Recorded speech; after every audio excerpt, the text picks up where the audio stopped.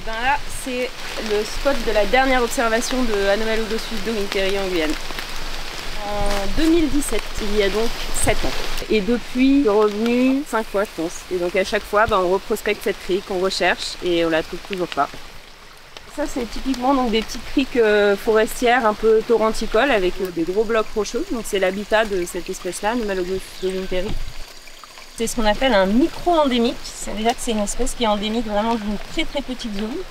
Et donc elle est endémique du mont Itoupé. Donc elle est connue mondialement que de cette zone-là, quoi. Et on n'a absolument aucune idée de savoir pourquoi on la trouve plus. Est-ce que c'est qu'elle y est plus? Est-ce que c'est qu'on n'arrive plus à la détecter?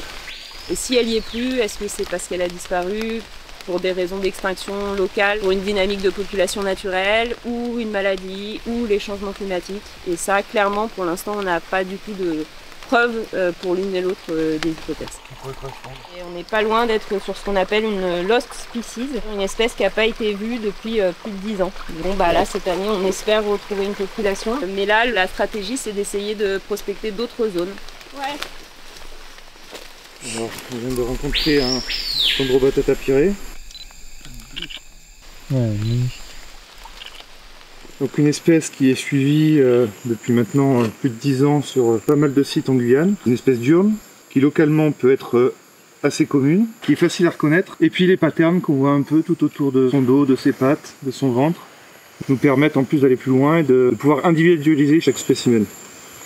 On étudie la présence d'un champignon qui parasite la peau des amphibiens, en Leucitride, qui a été découvert au début des années 2010 en Guyane, et responsable de la disparition de populations entières d'amphibiens à travers le monde, voire potentiellement d'espèces. Le port du gant est pour éviter la contamination entre individus, notamment si on est amené à manipuler plusieurs grenouilles. C'est aussi quand même des animaux qui sont toxiques, qui sécrètent des substances qui peuvent potentiellement un peu irriter, surtout si derrière on va se frotter les yeux, même si la toxicité de ces espèces-là est toute relative. Donc une fois que les swaps sont faits, ils vont être envoyés en laboratoire. On va essayer de détecter l'ADN du champignon à travers les frottis qu'on a réalisés sur la grenouille. En Guyane, à part quelques espèces très particulières, on n'observe pas de diminution massive. La présence du champignon ne veut pas forcément dire systématiquement extinction des espèces. Mais c'est important de continuer à le surveiller parce que peut-être que dans quelques années, avec les bouleversements climatiques qu'on connaît, le champignon ou un autre pathogène, qui est pour le moment inoffensif pour la grenouille, pourra devenir un pathogène puissant et qui pourrait menacer nos amphibiens à plus ou moins court terme. Yep.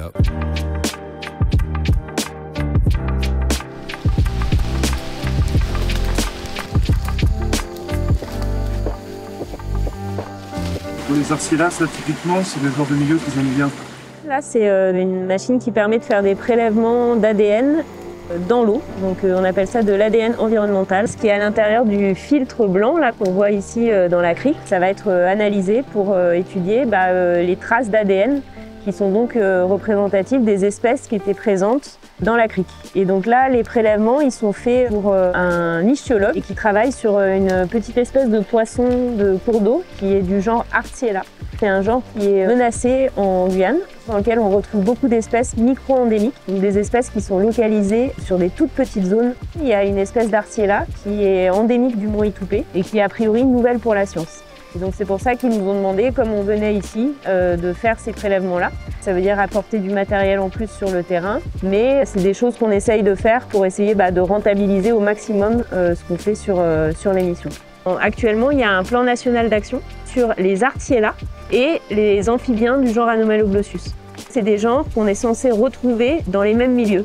Ce plan national d'action a pour vocation à lancer des choses pour assurer la préservation des espèces de ces deux genres-là. Donc dans ce petit ruisseau-là, il y a des Artiella et probablement il y a ou qu'il y a eu des Anomaloglosssus de Winteri.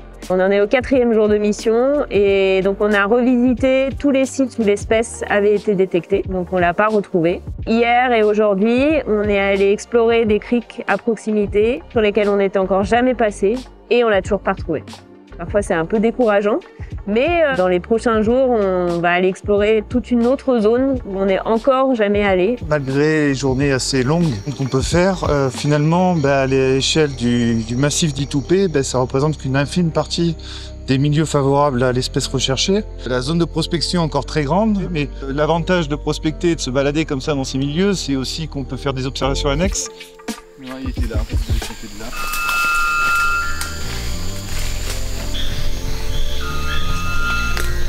C'est la femelle qui vient de débarquer là.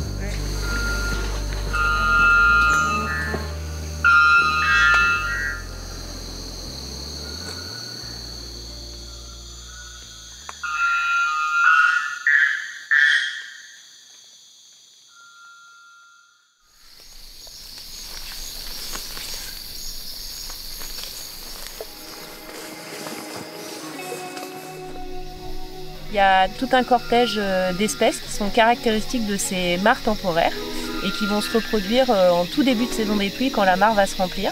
C'est des reproductions qui sont vraiment très très courtes dans le temps. Elles vont se reproduire sur une nuit généralement. Et pour certaines de ces espèces, ensuite, le reste de l'année, on les détecte quasiment jamais parce que pour certaines, elles évoluent en canopée.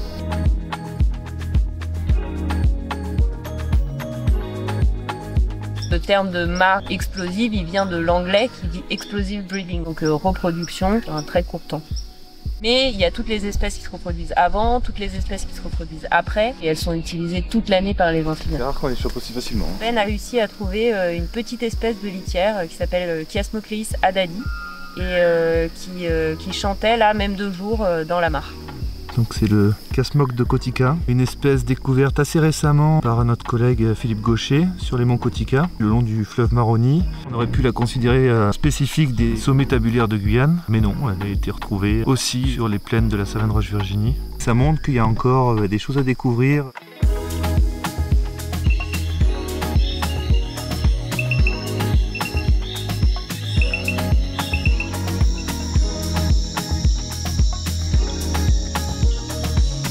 Le Rhinella ditoupé, c'est une espèce de crapaud aux feuilles, mais qui est non décrite. Pour l'instant, en Guyane, connue uniquement du mont Itoupé. On la connaît ailleurs en Amapa, donc on sait que c'est une espèce qui est nouvelle, mais pour l'instant, elle n'a pas de nom. Et le fait qu'elle n'ait pas de nom, c'est une espèce qui n'existe pas aux yeux de la loi. C'est une espèce qui ne peut pas avoir de statut de conservation, qui ne peut pas avoir de statut de protection. Et c'est pour ça que c'est important de pouvoir décrire les espèces. Donc là, sur cette espèce-là, on a un collègue qui actuellement est en train de travailler pour le décrire. C'est une espèce qu'on voit pas souvent en fait, donc on ne sait pas énormément de choses sur son écologie. A priori, c'est une espèce qui se reproduit dans des petites collections d'eau, des petites cavités, par exemple dans les bois ou dans les broméliacées.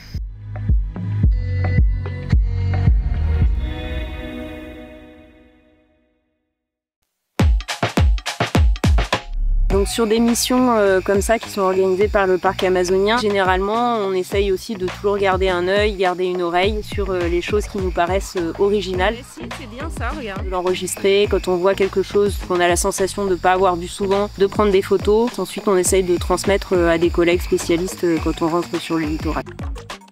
On essaye de le faire sur les papillons, sur la grande faune bien sûr, parce qu'on essaye toujours de noter ce qu'on voit. Et qui s'attend.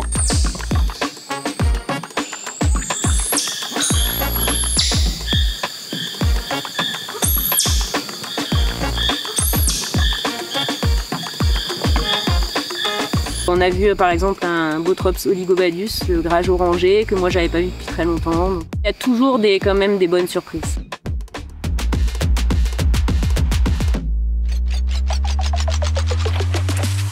On prend tout en photo, les fleurs, les graines, les animaux, les insectes et même les champignons, puisqu'une fois j'ai pris un champignon en photo et il s'avère que c'est une nouvelle espèce.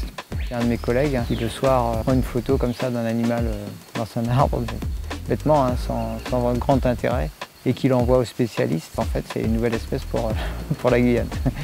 Donc potentiellement, tout est nouveau ici et c'est ça qui est magique.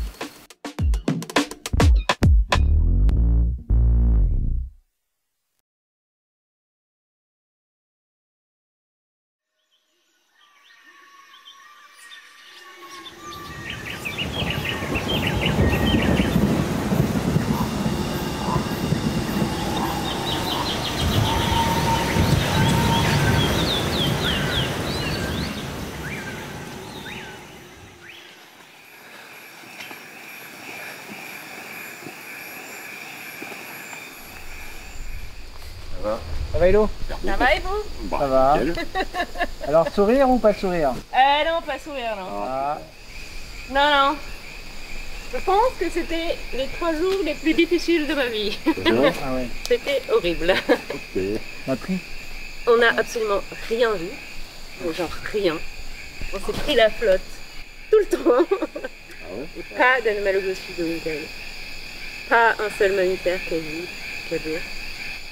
Il a plu vous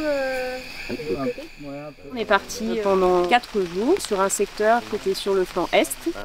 On a pu remonter plusieurs criques, les conditions étaient globalement assez difficiles avec pas mal de pluie et puis très peu d'observation de faune. Pas du tout d'observation d'Anomalogossus de Winterry, même pas de doute sur un champ ou sur un individu. Voilà. Là c'est un peu dur pour le moral quoi, parce que vraiment là on se disait on va dans un nouveau spot dans lequel on n'est jamais allé, là vraiment moi je mettais beaucoup d'espoir dans cette mission. Donc c'est sûr que là il y a eu des moments qui étaient un peu des moments de découragement, à voir qu'est-ce qu'on peut mettre en place pour essayer de retrouver des populations de cette espèce-là. Ce sera vraiment à discuter conjointement avec le parc et avec l'animateur du PNA, mais c'est sûr qu'on va pas baisser les bras, on va pas arrêter quoi. Ça, c'est le tracé de la mission 2024, donc le camp de base qui est par ici, sommet, flanc est, et puis le secteur nord qu'on était censé explorer pour de Winterry. Tout ce réseau de criques-là, on l'a jamais visité, qui est vraiment pas difficile, et ce secteur-là qui est pas difficile non plus. Et puis après, il y a les secteurs plus au nord. Voilà, faut vraiment se dire qu'il faut que ce soit des gens vraiment motivés. Déjà, ça nous fait une bonne base de réflexion.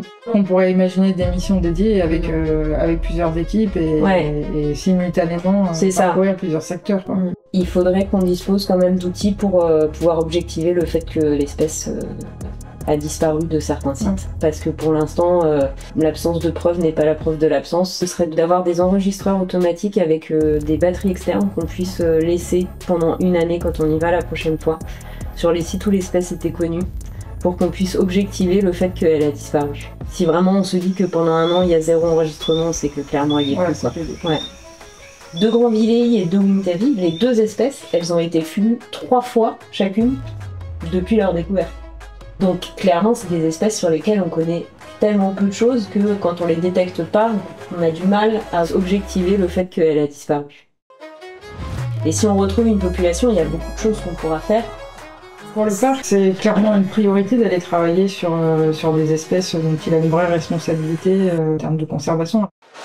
On n'aura pas forcément la main pour agir en faveur de la protection de l'espèce, mais en tout cas sur toutes les espèces qui sont menacées, qui sont présentes uniquement sur le parc, on a une vraie priorité à travailler sur ces espèces.